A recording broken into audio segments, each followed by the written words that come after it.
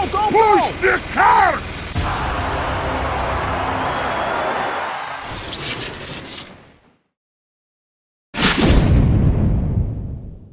The Trialman Shiv is just one of those weapons you rarely ever see within TF2. It's usually buried under a pile of much better weapons for those that wish to maximize their potential, while also being buried under weapons that are bad enough because they have a funny gimmick or are much more interesting to talk about. As a result, most discussions about the Trialman Shiv go like this. Bad news! What? I'm bleeding out now. Oh no! Anyway, last week... It's a weapon that I found to be very easy to write off due to its incredible simplicity, ever since it was added back in 2010. Upon release, this weapon had the following stats. On hit, bleed for 8 seconds with a negative 50% damage penalty. 11 days later, that bleed duration was changed from 8 seconds to 6 seconds, giving the only change the weapon has ever had and the stats we still have today. Bleeding deals 8 damage a second over the course of 6 seconds, tallying up to a total of 48 damage. However, that base melee damage with its massive negative 50% damage penalty only means you're doing 33 damage on a swing, or a total maximum damage potential of a measly 81 when combined with the bleed.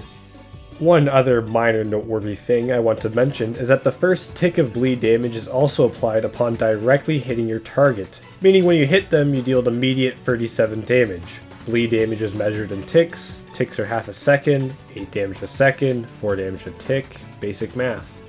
Even if you get a critical hit to boost this weapon's poor damage, you're still only looking at a meager 98 damage, or a total of 146 if the duration of bleed goes all the way through. And with the way critical hits work being a baseline of 15% chance for all melee weapons, increasing to a maximum of 60% if you're capable of dealing 800 damage in 20 seconds, a feat that Sniper can do very easily with good aim, means you'll most likely be getting a random melee crit right after a headshot or two. Of course, as a sniper, you shouldn't be ditching your sniper spot at the backlines and rushing the enemy team with your melee weapon. You are a class that's supposed to be in the back, as far away as possible from the enemy team. But of course, the class that's most likely to reach you is the spy, and here's where the real problems with the weapon unfold. Understandably, the Trialman Shiv is designed to track down spies that you notice due to the bleed, but this purpose has been indirectly nerfed when Spy received a buff way back when in Gunmetal, when debuffs were given a reduced timer on a cloaked spy. So the 6-second bleed duration now turns to 3 seconds, and the damage is the following.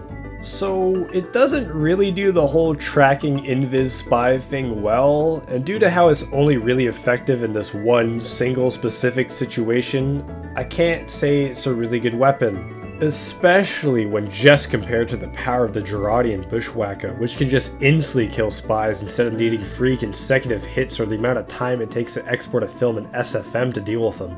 Against other classes, however, that extremely harsh negative 50% damage becomes a massive problem.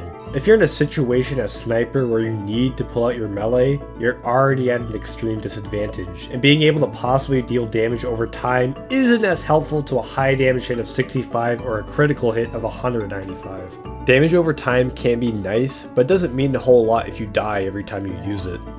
That being said, I still tried a multitude of weapon loadouts alongside it with some mixed results. The Huntsman, with its fast charge rate, damage output, and positioning, is the best contender for use with the Shiv. The damage penalty doesn't play into effect when you consider it takes only a second to deal 120 damage with the Huntsman on a body shot. Of course, you could say this for every melee though. Pairing it with the Sydney Sleeper, Cleater's Carbine, or Girardi also maximizes your damage over time. Bleed damage, oddly enough, can be boosted by mini crits, meaning your damage output looks like the following. Of course, every time I did hit someone with mini crit damage, either through Girardi or, God help me, the Cleater Carbine Crikey meter, my mind immediately went to, man, this is nice and all, but imagine if I was using the Bushwhacker, because stuff like this would just stop happening.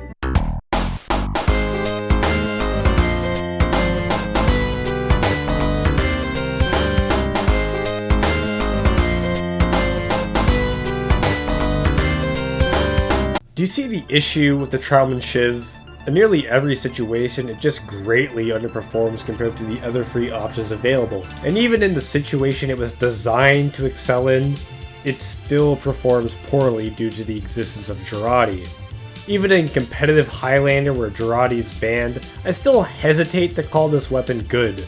It's certainly more effective, but I think that's more of a byproduct of how coordinated communicative teams can be, rather than the weapon itself. Hit the spy to reveal him, and then tell your pyro or scout to go finish him off. The bleed on hit is perfectly fine, but the massive negative 50% damage penalty is what truly limits this weapon from being used in more situations than just a 3-second spy tracker. Personally speaking, I feel as if you need to either remove or make the damage penalty a whole lot minor, and perhaps add a swing speed penalty. Make the Trailman Shiv a slightly more viable combat tool that expands its usage outside of dealing with cloaked spies. And although it's very easy to just say, make it hurt yourself on miss, that actually makes this weapon more broken when combined with the Cozy Camper's passive health regen, allowing Sniper to get into places he really shouldn't be. Of course, that's just my thoughts on how you could rebalance this weapon so it's actually usable. Feel free to leave your own balance suggestions down below in the comment, and thank you to Dank Machine for quickly brushing the conversation under the rug and trying to keep it moving, you monkey madman you.